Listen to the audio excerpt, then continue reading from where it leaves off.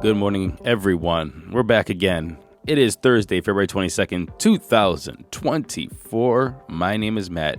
This is Daily Crypto News, and I want to say thank you to everyone who has left reviews. I don't say thank you enough. I ask for reviews, but I don't say thank you enough. Reviews like fantastic daily crypto news from Google's everything on my phone. Well put together, says Pat Ty. Matthew is legend. Thank you very much. Surreal Sean. Look no further, as this is the one from Old Stronzo. And the best crypto podcast out there from Ibiko. I want to say thank you to everyone who's left. There's more comments, by the way, than that. And those are just some that I picked out. And I wanted to say thank you to everyone who leaves the comments. And if you could, please do me a favor. Like, subscribe, share, and leave us a comment and a nice 5-star rating. It helps us stay visible, and I appreciate you. And I was having some deep thoughts yesterday about podcasting in general that I wanted to share with you. And this is my third podcast. And I was listening to Andrew Schultz. And Andrew Schultz is a comedian. He was on Flagrant. He's on Flagrant with Akash Singh. He's also on The Brilliant Idiots with Charlemagne. Anyway, I'm a big fan of his comedy, and he's kind of like my guilty pleasure to watch his silly podcasts or silly YouTubes where they just basically tell stupid jokes all the time. But it's a guilty pleasure of mine. Long story short, he was talking about something about in the industry the other day that I thought was very interesting. And this stemmed from Joe Rogan getting a new $250 million deal from Spotify. And this is after his alleged $100 million deal from Spotify. And I say alleged because nobody knows how much it actually was.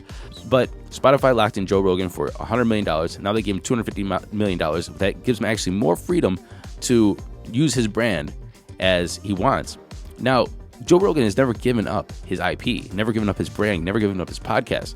And there's one thing to be learned about this that I didn't learn until too late, to be perfectly honest with you, is that so many people, when they sign these big deals, this is their payday.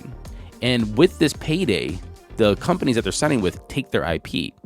And so when you're doing these deals, Andrew says that he's seen a lot of people not negotiate the money that they need because this is their only shot.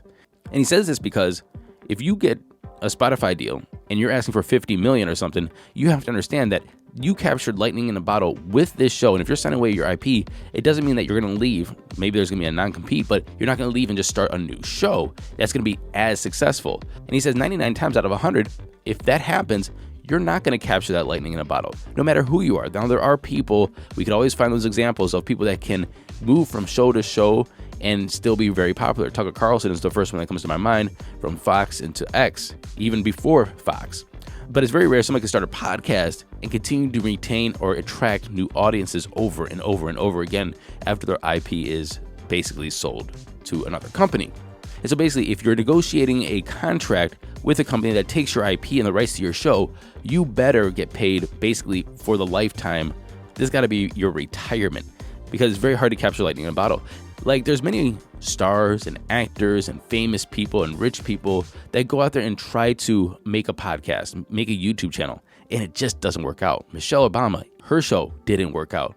Meghan Markle, her show didn't work out. You don't have the charisma, you don't have the format, you just don't have, it just doesn't work for many different reasons. It might not just be you, but just the many different reasons. And so if you have to leave your show, you're going to have to try to retain that same audience, and they want to move with you. And so I was reflecting on this when I was looking at the reviews, because James Holden, who is a longtime listener of mine, sent me an email the other day and said, hey, I came with you from Decrypt as well. And I want to say thank you, because I started with Crypto 101, and some people from Crypto 101 went to Decrypt, and then some people from Decrypt stayed with the whole brand change, whatever, to GM. And then some people are still here with Daily Crypto News. And that's after we started Today in Web3. Now it's Daily Crypto News. And so from a show that was 100,000 listeners per episode in only audio format, to the Decrypt Daily, which was around, I don't know, during the bull market, around 20,000 listeners, to now being in the thousands of listeners, it's been a strip away of audience for me. And it makes me reflect on podcasting to go, and honestly, this is any business.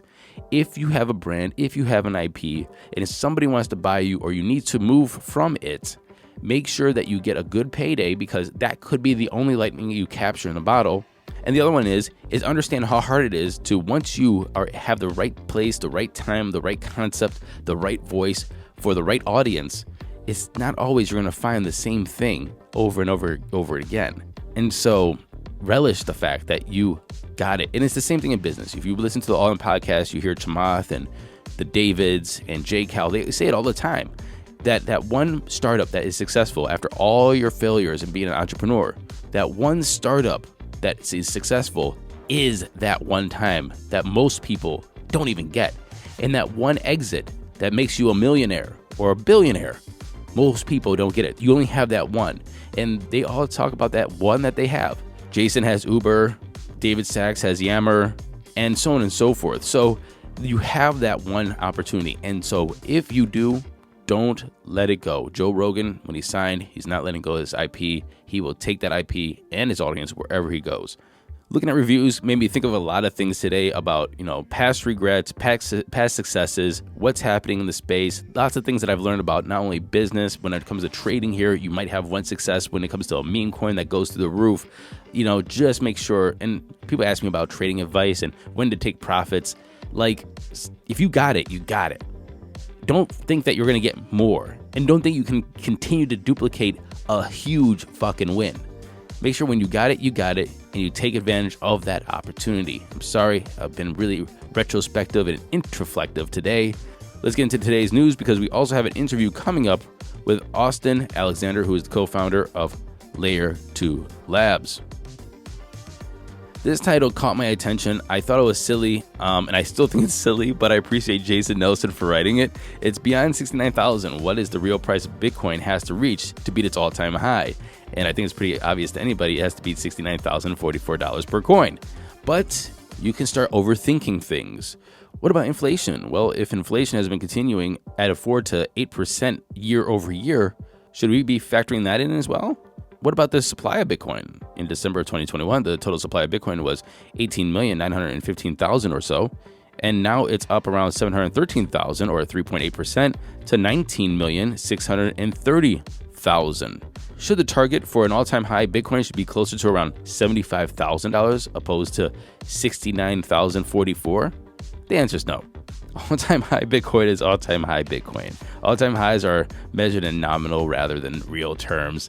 So claiming that Bitcoin's price must break an all-time high and adjusted for inflation is basically apples to oranges. Don't let anybody fool you. We're looking for a $69,000 Bitcoin. The European Central Bank advisors have doubled down on their criticisms of Bitcoin, suggesting it has failed to become a global, decentralized cryptocurrency and has instead fallen victim to fraud and manipulation. I think the only fraud and manipulation here is what the United States banking sector or people who are trying to regulate this is telling our allies, in air quotes, allies around the world, how to handle this situation. That seems like manipulation and maybe even fraud. The European Central Bank said that the United States Securities and Exchange Commission approval of a spot Bitcoin exchange-traded fund in January is like the naked emperor's new clothes, arguing that it doesn't change the fact that Bitcoin is not suitable as a means of payment or an investment. And they continue to say that the disciples of Bitcoin look at the price and the ETF approval as proof that Bitcoin is a triumph. I really like this tweet from Man Bear Bull. This person tweeted this and said, Bitcoin was invented in 2009 and it's now 2024. That's a long time for a scam to run, isn't it? I tend to agree. England's Law Commission is seeking views on draft legislation to assign property rights to crypto and called for evidence for its project on digital assets and electronic trade documents. Personal property rights are important in many ways, including in events of insolvency or where assets are interfered with or unlawfully taken. However, because digital assets differ significantly from physical assets and from high base assets like debts and financial securities, they do not fit within traditional categories of personal property. Digitization and decentralization also pose significant challenges to traditional methods by which private international law resolves conflicts in jurisdiction and conflicts of the law. This is actually very interesting because personal property means a lot of things, and also how it can be seized, how it can be taxed, how it can be held, how it can be transferred, inheritance, estate, so on and so forth. Very interesting, very interesting. And there's probably pros and cons to calling Bitcoin or any digital asset personal property. if you're a lawyer, which I know there's a couple that listen to this show, if you want to weigh in, that would be very interesting because I don't even know where to start thinking about this. Let me know, matt@dailycryptonews.net. Now in our super long show today, here is Austin Alexander, who is the co-founder of Layer 2 Labs. Enjoy. There you go, Austin Alexander. He's the co-founder of Layer 2 Labs. How you doing? Welcome to Daily Crypto News. Doing very well. Can't complain. Awesome. So you were at Satoshi Roundtable in Dubai. How's it looking over there?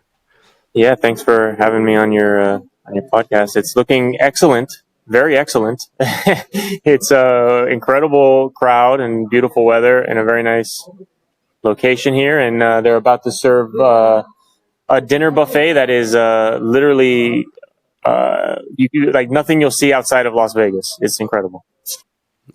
Love it. Okay, so what we're here to do is talk about Layer 2 Labs, and we're just going to do a quick 101. Plus, I have a couple questions after watching some videos on your website. Just give us a quick overview. What is Layer 2 Labs? What are you trying to do? Layer 2 Labs is a Bitcoin software development company that's primarily focused on, well, a number of Layer 2 and value adds on top of Bitcoin. The primary software we work on is BIP300 drive chains. I would say drive chains is a combination of BIP300, which is hash rate escrows, and BIP301, which is blind merge mining.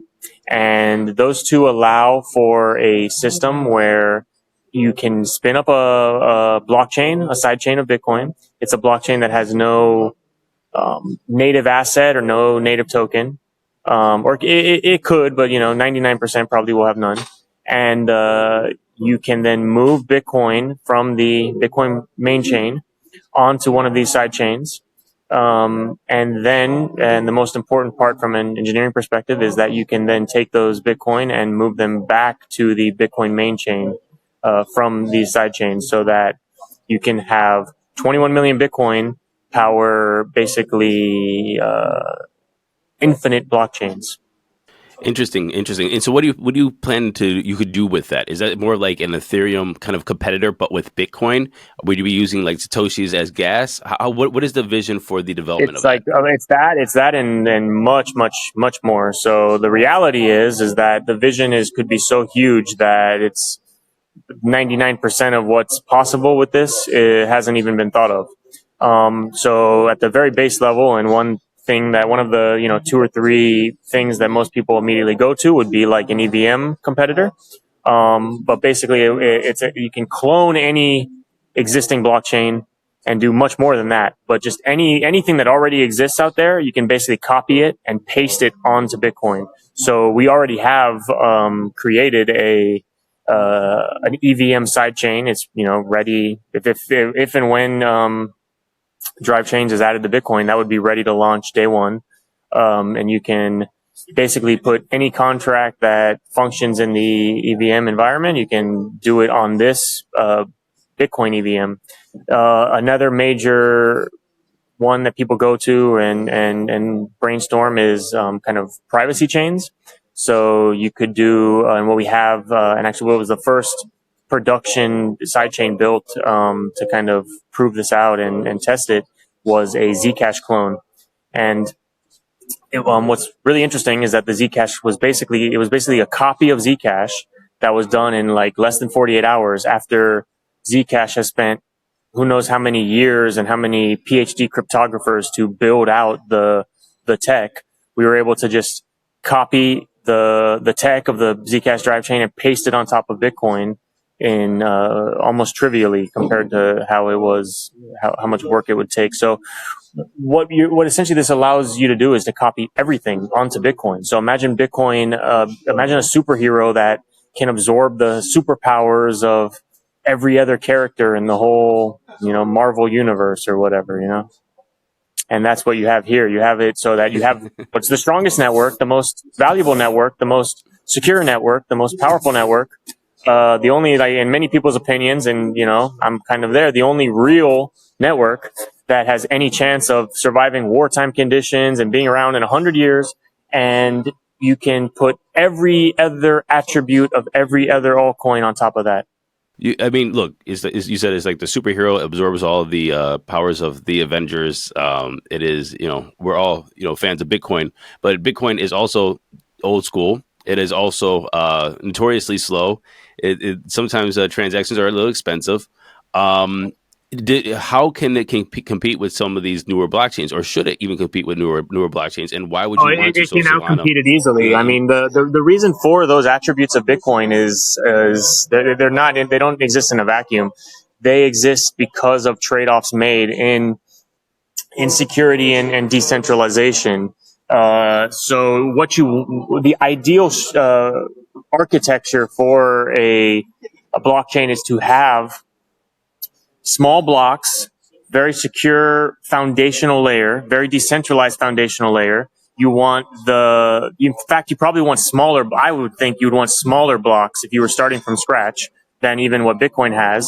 And then on top of that, you can build further layers that have trade-offs for more capacity, more transaction throughput, faster transaction times, whatever you're looking for, whatever those trade-offs, but insulate those trade-offs from the base chain so that you have as secure and as broadly applicable base chain as you can, the most decentralized as possible, the most ready for wartime conditions, and then on top of that, security. You can do a Binance Smart Chain clone that has one node that controls everything theoretically, and you can do that without passing those trade-offs back to the Bitcoin main chain. So the trade-offs that come with blockchain bloat or bigger or more any technical requirements on nodes that would decentralize those networks, those remain. Only the people who care to make those trade-offs and use those networks on top of Bitcoin can do that. But the base chain that secures the 21 million tokens that are shared amongst all the networks, that remains as robust and secure as possible. Layer twos are they're called layer two labs, but layer twos previously in the past have been notoriously prone to attack. How do you prevent that with layer two on Bitcoin? Because so the main way you do that is you facilitate you borrow the security from the Bitcoin base chain through blind merge mining, so that the way it essentially works. I mean, so blind merge mining was something invented by Satoshi Nakamoto. It's been around for, I don't know now, more than a decade. I mean, well more than a decade. And it's been used on things like Namecoin, which was the first altcoin, and which I believe is still in existence and still is being merge mined on top of Bitcoin. Famously, Dogecoin is merge mined on top of Litecoin. So it's a concept that's been around for a long time. And the way that this improvement to merge mining works is it adds basically it makes it so that the miners don't have to run the software. Traditional merge mining, the miners have to run the Bitcoin miners would have to run the Namecoin software, or the Litecoin miners would have to run the Dogecoin software in order and maintain a node of those things in order to participate in the merge mining. But the way this works is that basically it's like an auction system, essentially, so that miners of the layer 2 chains are presenting, they need to include a certain piece of data and get that mined into a main chain Bitcoin block in order to validate that they've done a certain amount of spend in order to secure the layer 2. So they essentially, whoever's going to pay the highest transaction fee to the miners on the layer 1, get that get the next block found on the merge mine layer 2. So you're able to almost trickle down the security of the Bitcoin blockchain, which is by far and away the most secure network. I mean, it's in a league of its own, quite literally. And you're able to borrow that security and pass it along to the layer 2s. So it's a very different, very, very, very different security model than the layer 2s that exist on some of the altcoins, and in a far, far, far more secure model as well. All right, last question. I know you need to eat some buffet over here, the best one outside of Vegas. Last question is, what do you think, and do you have an opinion on Bitcoin ordinals? Yeah, I mean, Bitcoin ordinals is literally the perfect demonstration of the demands to innovate on top of Bitcoin and to have transactional space that borrows the security. The main value add of Bitcoin ordinals, the main pitch is that it's the assets that you're creating, or the NFTs that you're buying, collecting, storing, whatever you want to do with them. They're being stored on the most secure, most robust, most used network that there is, and there's infinite demand for Bitcoin block space. And what BIP 300 does is creates infinite innovation layer on top of Bitcoin to utilize that block space the absolute most efficient way possible. So whatever demand exists, whether it's transactional, whether it's whatever type of transaction it is, whether it's in embedding JPEGs or any other sort of NFT, or even in the future, real world assets, probably real world securities. And that was Austin Alexander, co-founder of Layer 2 Labs. Link is in the show notes. We got cut off there, but it was still very interesting. He had to go eat his buffet. Now let's get into those crypto prices. Here comes the money. Here we go. Money talk. And the time is 10:30 a.m. Eastern Standard Time. Fear of greed is at 73. We are greedy. Bitcoin is sitting at $51,334, up 0.2% in 24. Ethereum's at $2,970, up 2% in 24. Tether's number 3, Binance, is on a tear. It's at 379, up almost 3%, or 5% in 7. And Solana is at 104, up 1.6%. Told you yesterday it was a buy. It's only up 1%. Still a buy, by the way. Not financial advice. Right off the top 10, we have XRP, USDC, Cardano, Avalanche, which is up 1%, and Tron, which is still in the top 10. Please kill this coin. The total market cap is 1.96 trillion, a Bitcoin dominance of 51.3, and an ETH dominance of 18.1. And that was our show today. We'll be back tomorrow on Friday for Friday. What do we do on Friday? You all know. We have Asia Focus with Sarah Kwan. And until then, happy hodling, everyone.